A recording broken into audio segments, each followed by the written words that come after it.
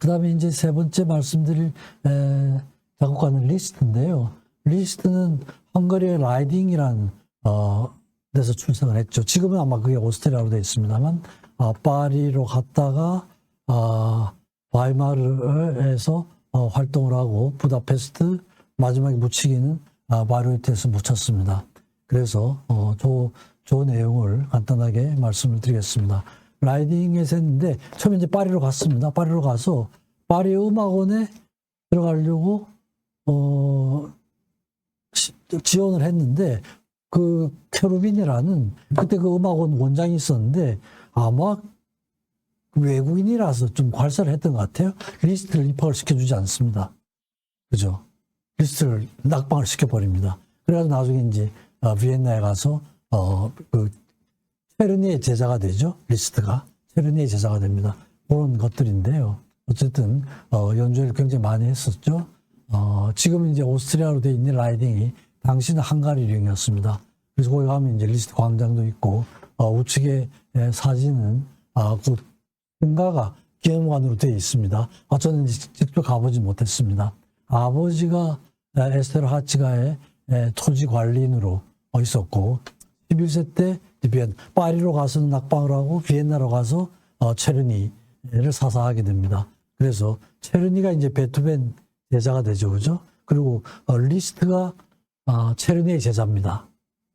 그래서 체르니가 리스트를 보고는 워낙 뛰어나니까 자기 스승인 베토벤에게 가서 체르니가 리스트가 연주회를 하면 좀 참석을 하셔서 격려를 해주시면 좋겠다 그래가지고 두 번째 연주회를 할 때 베토벤이 가서 리스트가 연주를 하는 걸 보고는 무대로 올라가서 격려를 해줬다는 그런 기록이 남아 있습니다. 그래서 저런 내용을 보면 요즘 이제 뭐 피아니스트들이 굉장히 많지 않습니까? 많은데 베토벤이 작곡가로서도 엄청난 영향을 미쳤죠, 그죠? 베토벤 이후에 모든 작곡가들에게 베토벤의 영향을 받지 않은 작곡가가 없다고 할 정도인데 피아니즘, 피아니스트로서의 어떤 예술성이나 기교 이런 것도 베토벤으로부터 내려오는 것 같아요.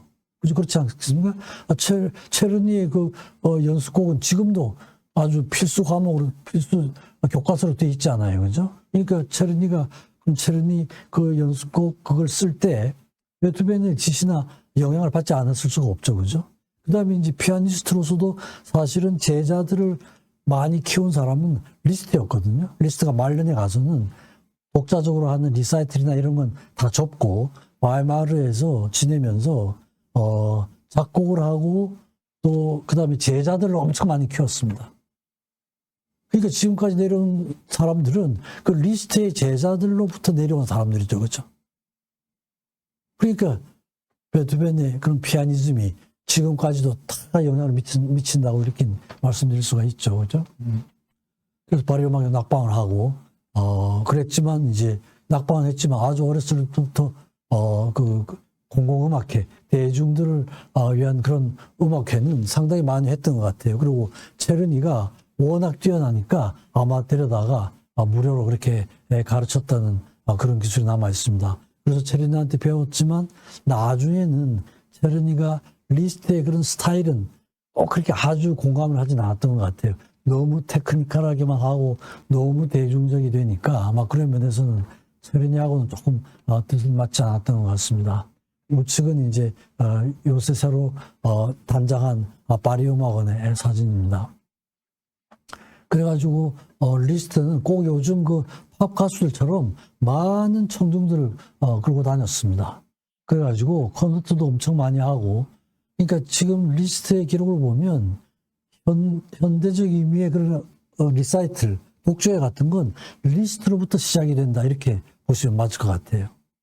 리스트 이전에는 그런 음악회는 없었죠, 그죠? 되게 이제 여러 사람이 올라와서 같이 하거나 여러 작곡가의 곡을 연주를 하거나 이랬는데 자기가 작곡한 곡을 가지고 혼자서 전 무대를 커버하는 이런 연주에는 리스트가 처음이었고 리사이틀이란 단어도 리스트가 처음 사용을 합니다.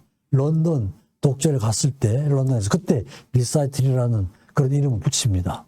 그리고 리스트 이전에는 되게 그 연주자가 청중들하고 마주보고 있는 이런 각도에서 연주를 했습니다. 근데 이렇게 되면 피아니스트가 치는 모습을 청중들이 전혀 볼 수가 없잖아요. 그래서 그 모습을 옆으로 피아니스트 위치를 옮겨가지고 청중들이 피아니스트가 칠 수 있는 모습을 볼 수 있도록 기획을 한 것도 리스트가 처음이었습니다. 그 다음에 이제 그 전까지는 또 악보들을 다 항상 두고 연주를 했어요. 그거는 꼭 암기를 못해서가 아니라 작곡자에 대한 어떤 예의다 이런 식으로 해서 악보를 보고 놓고 했는데 아예 악보 없이 암보로 연주를 한 것도 리스트가 처음이었어요. 그러니까 이런 걸로 보면은 그죠? 다 이렇게 기획을 하는 사람을 따로 뒀으니까요. 그러니까 연주와 퍼포먼스 양쪽에 그냥 다 아주 능숙했던 이런 그 피아니스트. 내가 젊었을 때는 그런 연주를 굉장히 많이 가졌어요. 러시아에도 가고 뭐 유럽 도체 다니면서 20일에 뭐 연주를 했다. 그러니까 리스토마니아 이런 말이 생길 정도로 아주 폭풍 같은 반응을 일으켰던 그런 피아니스트였습니다. 그래서 1847년도에 1월에 러시아에 세 번째 공연을 하게 되는데 그때 이제 그 카롤리네라는 그 귀족 부인이죠. 그 부인을 알게 됩니다. 그 부인은 그 당시에 그 남편하고 결혼한 지 1년 만에 거의 별거 상태로 있었는데 리스트의 연주를 듣고는 리스트하고 사랑에 빠지게 됩니다. 연인 관계로 발전을 하게 됩니다. 그래서 그걸 하고 나서는 그 독재를 한다고 하는 게 그게 이제 그렇게 간단한 일은 아니잖아요. 그죠? 이게 워낙 복잡하고 또 스트레스를 많이 받게 되고 이렇게 되니까 이 카롤린의 공녀가 리스트에게 얘기를 합니다. 자기가 돈은 많고 충분히 다 그런 건 지원을 할 테니까 이제 독주회는 그만하시는 게 좋겠다.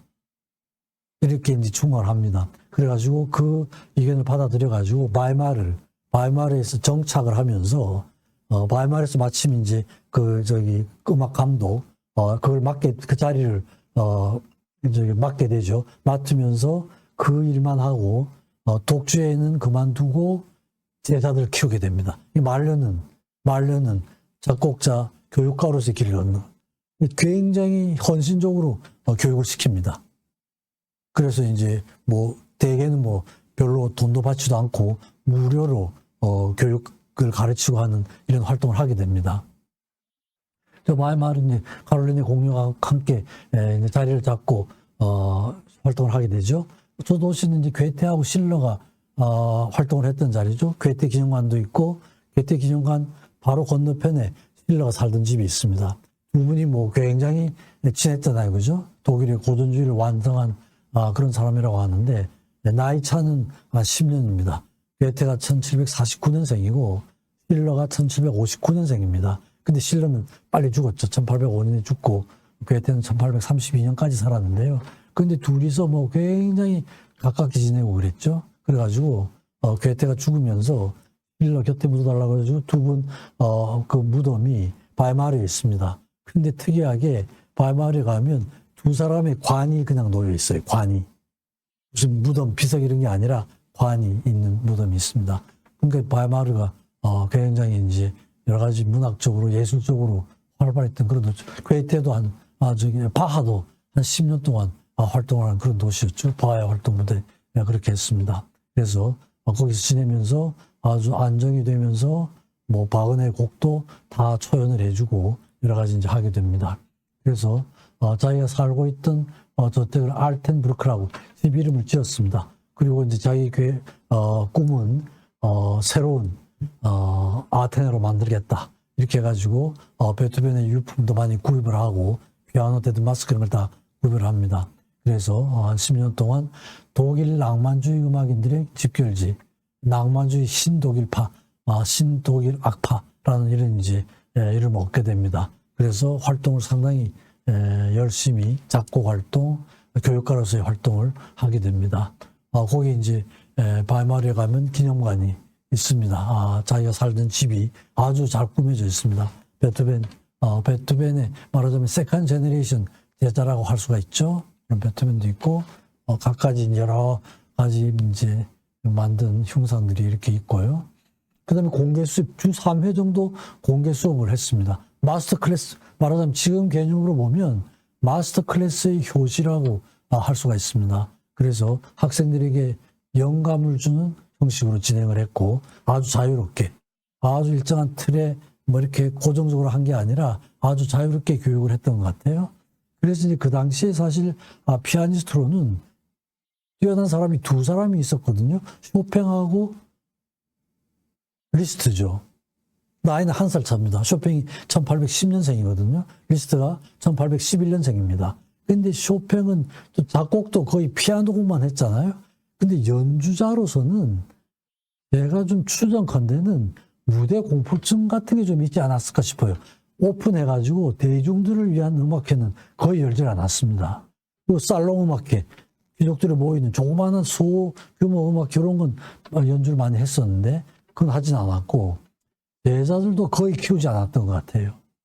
한두 명 책에 나오는 사람들은 있는데 교육자로서도 상당히 좀 소극적이었던 것 같고 그랬습니다. 그리고 피아노로서는, 피아노 음악이나 피아니스트로서는 양대가가 있었는데 실제로 피아노에 대한, 피아노 교육에 대한 이런 건 리스트가 거의 전적으로 다 했던 것 같습니다. 그래서 제가 아까 말씀드린 것처럼 지금 하는 그 피아니스트들이 거의 베토벤, 체르니, 리스트의 영향을 받은, 제자들이 딴 사람들은 없었으니까요. 그죠? 직접적으로는 간접적으로 영향을 받았다고 말씀드리는 게 그런 이유입니다. 하스본 비로라는 게 쓰고, 베토벤, 체르니, 리스트, 하스본 비로, 시로티, 그다음 바크하우스, 라흐마니노프, 캠프, 호로비츠 이런 거죠. 그죠? 요즘 우리나라에서 지금 임윤찬 군이 굉장히 엄청난 활동을 하고 있는데, 임윤찬 군의 스승이 손민수 선생인데, 아마 이 스승이 또 러셀 셔먼이라고, 아마 이 사람이 또 그 리스트 제자들하고 이어지는 이런 그 스승님이었습니다. 그러니까 베토벤의 틀에서, 그늘에서 벗어나지 못한다 이런 겁니다. 그래서 프렌치 리스트 기념관 입구가 이제 저렇게 있습니다. 기념관 입구에서 하나 찍었고요. 기념관 입구에서 아주 여러 가지 기념품들, 유물들이 잘 보존되어 있는 그런 기념관입니다. 음악을 들을 수 있는 이런 시스템도 돼 있어가지고 리스트의 곡들 들을 수 있는 이런 시스템도 갖추고 있습니다. 그리고 리스트는 이제 거기서 바이마르에서 지내면서 고향이 헝가리잖아요, 그죠? 헝가리인데 실제로 리스트는 헝가리 말도 하지 못했어요. 그게 이제 유럽, 오스트리아 내에 있는 이런 거 있으니까 독일어를 쓰고 말을 못했던 것 같습니다. 그래서 나중에는 이제 고향에서, 자기 나라에서 교육을 좀 시켜달라 이러니까 아마 말년 한 3년 정도는 부다페스트, 헝가리를 왔다 갔다 하면서 굉장히 또 열심히, 자기가 좀 길티한 것도 있죠, 그죠? 자기 조국에 대한 그런 그 죄의식 같은 것도 좀 있고 이래가지고 부다페스트에 음악원을 차려가지고 열심히 교육을 시키는 것 같습니다. 부다페스트 음악학교인데 지금은 이제 리스트 음악원으로 그렇게 되어 있습니다. 거기 가면은 입구에 리스트가 황제 같은 자세로 앉아 있습니다. 그래서 이 음악원은 바르토크라든지 코다이, 솔티 이런 거 헝가리 출신들, 또 음악의 대가들이 다 이 음악원 출신이죠, 그죠? 그래서 거기 가면 부다페스트에 가면 또 리스트 기념관이 있습니다.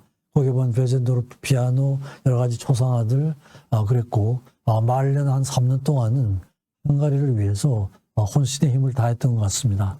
이게 이제 리스트 음악원인데요.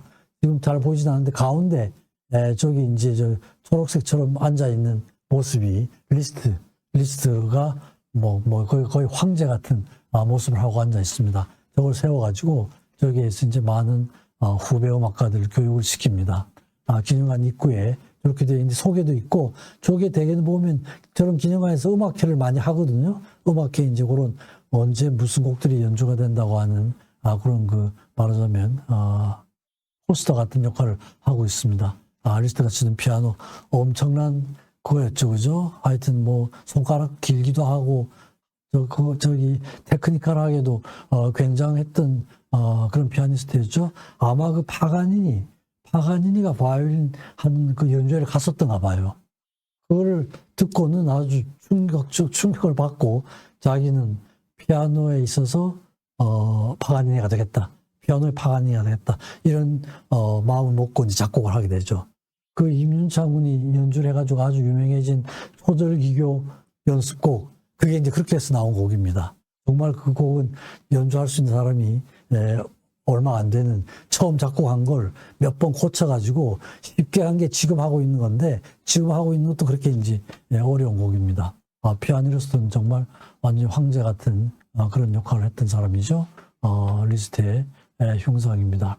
말년에는 이제 베토벤 매니아였습니다. 기념관 안에 있습니다. 그래서 리스트가 말년에는 그 공유하고 실제로 이제 결혼을 하고 싶어 했는데 교황의 허락은 받았습니다. 근데 이제 러시아에서 이 가족들이 반대하는 바람에 결국은 결혼하지 못하고 연인 관계로 있다가 마치게 되는데, 그래서 나중에는 이제 거기에 좀 좌절을 하고 성직자 같은 생활을 몇 년 하게 되죠. 이것도 이제 피아노 연주하는 모습을 아주 드라마틱하게 저렇게 이제 저런 모습들이 항상 그 부다페스트 가면은 곳곳에 공원이나 이런 데 새겨져 있습니다. 그러면서 리스트를 기리고 있습니다. 말년은 이제 말년을 보내진 않았는데 바이로이트에서 마치게 됩니다. 리스트가 바이로이트에서 리스트의 딸이 그 코지마 아닙니까, 그죠? 코지마가 이제 바그너하고 이렇게 되죠. 한스 폰 비로우의 부인이었는데 나중에 바그너한테 빼앗기게 되죠, 그죠? 그래서 이제 그 코지마가 자기의 딸이 한스 폰 비로우 그 첫 번째 남편하고 해서 난 딸이 있었는데 리스트로한테서는 외손녀죠. 외손녀 다니엘라의 결혼식에 가려고 했습니다. 마침 근데 그 시기가 바이로이트 축제였던 것 같아요. 파르지팔도 연주가 되고 트리스탄과 이졸데도 연주가 돼가지고 거기서 이제 관람을 했습니다. 근데 어떻게 감기에 걸려가지고 폐렴으로 결국은 사망하게 됩니다. 요게 이제 리스트가 바이오리트에 가서 묵었던 그 집이 그 지금 기념관으로 되어 있습니다. 위에 글씨는 잘 안 보이는데 그 내용은 환상 ohne Fantasie keine Kunst, 환상이 없는 예술은 없다, 이런 게 적혀 있습니다. 입구에 있는 사진입니다. 요게 이제 그 바그너 집이죠. 반프리드라고. 요건 제가 바그너 말씀을 드릴 때 자세히 말씀드렸었는데요. 루드비 2세가 이제 집을 지어주고 해서 이제 집 이름을 반프리드, 광기의 안녕 뭐 이런 건데 집 이름도 바그너가 지었던 겁니다. 그래가지고 이제 1976년도에 바그너 축제 100주년 때 여기 이제 바그너 기념관이 됐습니다. 근데 이제 리스트가 찾아갔을 때는 여기에 바그너하고 코지마가 살고 있었는데 리스트를 집에 못 묵게 합니다. 묵지 말고 집 바로 곁이 아까 말씀드렸던 그 리스트 기념관인데요. 집에 못 묵고 곁에 묻어두게 이렇게 합니다. 근데 이제 그 당시에 보면은 1883년도에 바그너가 세상을 떠났는데 아마 코지마가 바그너 기념관을 계획을 하고 자기 아버지 리스트한테 바그너에 대한 자료가 있으면 좀 달라 그랬었는데 리스트가 주질 않았어요. 그때 아마 무슨 마음인지 모르겠는데 어쨌든 뭐 바그너한테 어떤 감정이 있었든지 어떤지 하여튼 리스트가 그 자료를 넘기지 않습니다. 그래가지고 막 딸이 굉장히 섭섭하게 생각해가지고 관계가 악화됐다는 이런 내용이 나옵니다. 뭐 그런 것 때문에 자기 집에 묵게 하지 못했는지 모르겠지만 어쨌든 묵게 하지 못합니다. 요게 이제 그 집 옆에 있던 리스트가 묵었던 집인데 지금은 기념관으로 되어 있어서 잘 꾸며두고 있습니다. 그래가지고 결국은 묵고 그 반프리드에서 묵지도 못하고 죽고 75세 때 폐렴으로 사망을 하게 되는데 리스트는 원래 이제 고향으로 가고 싶어 했어요. 가고 싶어 했는데 코지마가 그것도 별로 주선도 안 하고 그래가지고 결국은 바이로이트에 묻히게 됩니다. 묻히게 돼가지고 무덤도 아주 초라하게 이렇게 이제 거기 이제 묻히게 되는데 공동묘지에 안장을 합니다. 근데 나중에 이제 세월이 지나가지고 외손자가 그 시에다가 얘기를 해가지고 다시 이제 리스트의 묘를 저렇게 좀 꾸몄습니다. 그래가지고 묘소를 안에 시신이 있고 밖에 저렇게 꾸며가지고 다른 사람들하고는 좀 구별이 되게 재단장을 했습니다. 이게 이제 코지마 딸이 한 게 아니라 외손자가 이렇게 이제 건의를 해서 했던 것 같습니다. 그리고 근처에 가면은 바그너 자손들의 무덤들이 또 다 같이 있는 그게 이제 바이로이트의 공동묘지입니다. 그래서 결국은 이제 생은 객지에서 끝나게 이렇게 됐습니다. 그래서 오늘 이제 슈만, 브람스, 그리고 리스트. 서로 이제 조금 관련이 되죠. 그죠? 직접 간접적으로 관련이 되는 분들을 같이 묶어서 이렇게 이제 음악 기행을 만들어 봤습니다만, 앞으로 혹시 이분들 음악 기행을 계획하시는 분들께 도움이 됐으면 하는 바람으로 만들어 봤습니다. 마치겠습니다. 경청해 주셔서 감사합니다.